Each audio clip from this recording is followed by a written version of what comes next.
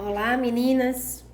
Como prometido, vou fazer com vocês agora um vídeo um pouquinho longo para vocês entenderem como você pode estudar a palavra de Deus de uma maneira bem dinâmica, de uma maneira que você se debruce na palavra e você sinta o desejo de todos os dias fazer isso. Normalmente nós começamos pelo impulso, né, de querer estudar a palavra e esse impulso às vezes só toma o nosso coração durante 2 dias. E a gente precisa adquirir o hábito, né? A gente sabe que vários cientistas nos falam que o hábito vem com 21 dias de uma rotina. E normalmente é assim que acontece. Quando você começa a estudar a palavra e você começa a se debruçar nela, e com 21 dias você vai adquirindo aquilo depois como um hábito. Mas eu queria dar alguns toques para vocês de como vocês podem fazer isso uma constância, né? Eu comecei a perceber que a minha vida de leitura da palavra, eu estava tendo muita dificuldade por conta de que eu não conseguia organizar minha rotina na minha casa, no meu trabalho, e tirava o tempo que eu teria que estar fazendo a minha devocional. Então, como é que eu me organizo? Eu tento acordar um pouco antes para poder dar conta de ter a minha devocional diária. E eu faço essas devocionais pela manhã, porque eu acho que é uma maneira mais prática de eu começar o dia já com a palavra de Deus. Por quê? Porque do desencadear do meu dia, eu vou percebendo que aquela palavra foi construída pelo Senhor para que eu desafiasse aquele dia. E é impressionante como realmente isso acontece. Mas há também momentos durante o dia que eu sinto essa vontade de também ler. Mas a gente está falando aqui de estudos. Primeiro, você precisa adquirir uma Bíblia, que seja uma Bíblia numa versão que você se enquadre, né? Que você se encaixe. Durante alguns anos eu percebia que eu estava com a Bíblia, né? Uma Bíblia Almeida, que era uma versão muito complicada para a fase que eu estava, né? O nível que eu estava. Então eu preferi pegar uma Bíblia mais simples e ali tentar desenvolver uns estudos. E deu super certo.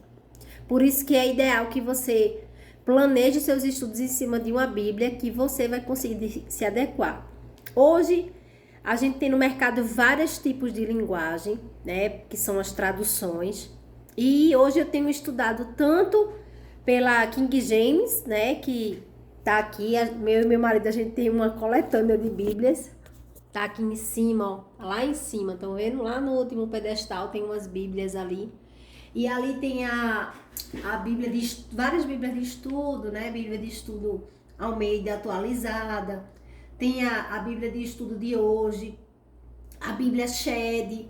Tem também a Bíblia Nova Versão Internacional, que é a que hoje eu mais me enquadro na linguagem. Por quê? Porque eu estou trabalhando com mulheres e elas precisam entender melhor como vai essa linguagem. Então, hoje eu tô com essa minha aqui da Joyce Meyer. E ela tá aqui. Bíblia de estudo da Joyce Meyer. É uma Bíblia realmente de estudo para a questão de você visualizar o mundo espiritual. Ela mostra muito forte isso, como você visualizar o mundo espiritual. E a linguagem dela é uma linguagem mais simples do que a Almeida. Então eu me encaixei muito bem nessa linguagem, gosto muito. Mas agora eu estou desafiando a King James, já que eu tenho que ministrar fora. E a King James me dá esse suporte de tradução mais literal da época da palavra mesmo, que é o hebraico, né, que é o grego. Então ele dá mais literalmente para mim. Por quê? Porque eu já estudei a versão internacional por completo. Então a King James hoje está me atendendo dessa forma, de trazer mais para o literal da palavra. E o que é que eu queria hoje começar com vocês? Eu queria justamente que a gente começasse por Mateus, né? Pelo Novo Testamento e pelo início do Novo. Faz parte de você entender, né, a cronologia da Bíblia. Mas Dani, por que não começar pelo Velho? O Velho é muito bom, né? Você vai ali em Gênesis, mas normalmente todas as leituras bíblicas começam pelo Velho, e você só lê Gênesis e não continua o restante, Deuteronômio, Êxodo e por aí vai. Então, eu incentivo as mulheres a começarem por Mateus, pelo Novo Testamento. Depois que vocês terminarem o Novo, passar pelas cartas paulinas, né? Passar ali pelos apóstolos, você vai entender um pouco do que Cristo veio fazer aqui na Terra, né? E aí depois você puxa para o Velho Testamento e você vai ver como Deus ele falava com vários profetas, né? Então, começando por Mateus, eu peço que vocês se atentem à genealogia de Jesus, é importante. Como foi que Maria, né, teve, né, Jesus, ela recebeu, né, do Espírito Santo, e tudo isso vai preparando. Mas o que eu queria mais chamar a atenção de vocês é quando vocês se debruçassem acerca das parábolas, né? Ali tem a bem-aventurança, logo em Mateus 5, e você caminhar nisso e prestando muita atenção como foi a trajetória de Jesus. E aí você se debruçar nas parábolas. E as parábolas eu queria que você lesse com muita atenção. Eu até peguei um café para conversar com vocês. Por exemplo, o Senhor tem me colocado no meu coração para transbordar para vocês a parábola que fala sobre quando ele transforma, né? Não foi nem uma parábola, foi uma história mesmo que aconteceu, né? Quando ele transforma o vinho, né, a água em vinho no casamento. E foi o primeiro milagre de Jesus, né? E ali Jesus mostra o quanto ele, e não tá nem aqui em Mateus, tá mais pra frente. Ou tá no Evangelho de Lucas ou de João. E cada evangelho, às vezes você vai ler a mesma coisa no outro evangelho, né? Só que Lucas traz com mais detalhes, né? E isso é interessante, porque Lucas era médico, então ele era detalhista, né, melancólico, e aí você vai vendo as outras visões de outras pessoas que estavam naquele local. E passando para a questão do vinho, né, da questão da transformação do primeiro milagre de Jesus, ali Jesus, ele não queria se apressar, né, não queria que fosse algo apressadamente lançar o seu ministério, começar a desenvolver ele. Porque sabemos que tudo tem um tempo determinado, né? E foi incrível como Jesus interpelou a própria mãe nisso, né? Mas mesmo assim ele foi ali e fez com que aquele casamento transbordasse em festa, né? Não fosse um empecilho a ver para os convidados a questão da bebida, né? E foi interessante que Jesus, ele valorizou o casamento com aquela atitude, né? Eu não sei bem assim, agora o capítulo em si, para eu não procurar aqui e me delongar mais, mas isso me mostrou muito facilmente de onde Jesus começou a exercer propriamente o ministério, né? Transformando o vinho, a água em vinho. E aí quando você se debruçar na palavra do Senhor e você escolher uma parábola para ler ou escolher uma passagem para ler e aquela passagem falar muito forte ao teu coração, eu peço que você anote. Que você venha aqui, ó, e anote.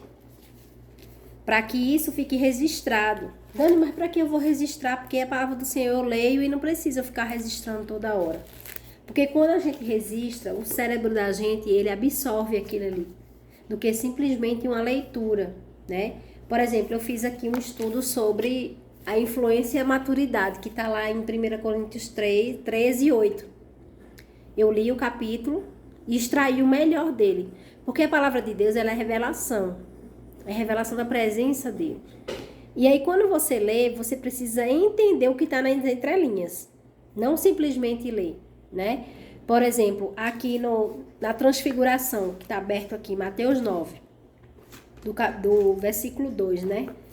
E aí vai falando que Pedro estava naquele entusiasmo por ter Jesus perto. É o primeiro amor, né? Muitas mulheres desfrutam isso quando conhecem Jesus logo de início. E aí você precisa ler, entender a passagem. E depois você precisa pegar um caderno para... Como é que o Senhor vai falar ao seu coração sobre aquela passagem?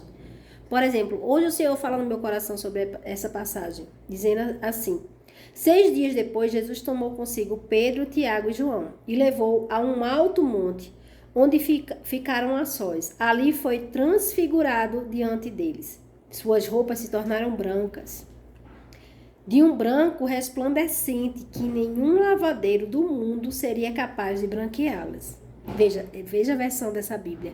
Ela é bem versão bem simples para vocês entenderem, né? A Nova Versão Internacional de uma maneira bem simples.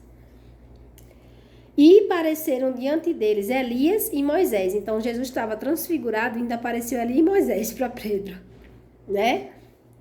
Os quais eles começaram a conversar com Jesus. Então Pedro disse a Jesus: Mestre, é bom estarmos aqui. Façamos 3 tendas, uma para ti, uma para Moisés e uma para Elias. Ele não sabia o que dizer, pois estavam apavorados. A seguir apareceu uma nuvem e os envolveu, e dela saiu uma voz que dizia: Este é o meu filho amado, ouçam-no. Repentinamente, quando olharam ao redor, não viram mais ninguém a não ser Jesus. Acabou. Enquanto desciam do monte, Jesus ordenou que não contasse a ninguém o que tinha visto, até que o Filho do Homem tivesse ressuscitado dos mortos. E eles guardaram esse assunto apenas para si, discutindo o que significava ressuscitar dos mortos. Aquilo não havia acontecido assim, né? Tão visto, tão claro para eles, para os discípulos. E aí, lhe perguntaram por que os mestres da lei dizem que é necessário que Elias venha primeiro. Jesus respondeu: de fato, Elias vem primeiro e restaura todas as coisas. Então, porque está escrito que é necessário que o Filho do Homem sofra muito e seja rejeitado com desprezo, mas eu lhe digo, Elias já veio, já fizeram com ele tudo o que quiseram, como está escrito ao meu respeito. Então, Pedro, naquele momento que ele passa pela transfiguração, e os outros evangelhos vão retratar isso com mais detalhes, riqueza de detalhes. E aí você estuda no seguinte: o que é que eu extraio desse momento? O que é que eu extraio dessa palavra hoje para a minha vida? Que muitas vezes a gente recebe Jesus na nossa vida e tudo vai mudando e tudo vai se fazendo novo e a gente quer segurar Jesus só para a gente. A gente não quer partilhar Jesus com outras pessoas, a gente quer fazer uma tenda com ele e ficar ali, né? E esse não é o objetivo do Salvador. E você vai descobrir qual é o objetivo, Dani. Então, aí você vai ter que ler os evangelhos para você entender. Entendeu como se processa um pouco essa palavra? Como se processa um pouco essa interpretação? Como você pode estudar? E aí você vai anotar exatamente aquilo que o Senhor falar no teu coração. E à medida que você for colocando, às vezes vai ser só uma linha aquilo que ele falar. Às vezes vai ser uma palavra. E com o tempo você vai ver que vão ser folhas e mais folhas e mais folhas e mais folhas. E tudo vai assim, né? Na palavra do Senhor vai do pouco para o muito. Como diz na parábola dos talentos, Mateus 25. E aí você vai trazendo à tona a palavra de Deus para a sua vida. E esses ensinamentos vão fincando no nosso coração. Quando o Espírito Santo ele vem, ele quer fazer uma obra com você, ele vai puxando aquilo que está dentro de você, o que está dentro da sua mente. Ele vai fluindo nisso. E se a sua mente, como fala lá em 2 Coríntios, né? Em Romanos 8. Se a sua mente é renovada pela palavra de Deus, todos os dias, o Espírito Santo vai ter de onde puxar. Ele vai ter de onde... eu vou puxar daqui, peraí, ela já leu sobre isso, então eu vou puxar daqui esse ensinamento. E é incrível como o Espírito Santo vai moldando isso dentro de você. Ele vai te tornando mais sedento da palavra e você vai buscando mais. E é uma reciprocidade. E aí você vai encaixando, vai lendo, isso vai se encaixando na sua mente, o Espírito Santo vai buscando e isso vai fluindo dentro de você. Então, eu queria nesse dia de hoje deixar esse vídeo para você que ainda não está encorajada a ler a palavra do Senhor. Leia todos os dias, medite nela de dia e de noite para que você seja uma árvore com raízes profundas. Que quando o rio, né, passa, que é o Espírito Santo, ele sabe de onde pegar. Porque você já é essa árvore nele. E aí você vai ser essa mulher que sempre vai dar o fruto na estação certa. As estações, elas são 4 estações que a gente vive aqui no mundo natural, né? E muitas vezes a gente não sabe como a gente pode extrair o melhor de cada estação. Mas uma mulher que medita de dia e de noite na palavra do Senhor, que suas raízes são profundas, ao ponto de receber do Espírito Santo a orientação, essa mulher sempre vai dar o fruto na estação certa. Então, fiquem com essa palavra hoje, se sintam encorajadas e qualquer coisa estou à disposição de vocês. Amo vocês, turma 3, turma 2 que estão em andamento e saibam que o Senhor tem muito a trabalhar na vida de vocês. Basta que vocês o busquem com muito amor e com muito zelo. Eu sempre digo para as mulheres, tenham um zelo com a palavra de Deus. Né? Vejam isso como um ouro que Ele lhe dá todos os dias para você desfrutar. Um beijo para todas.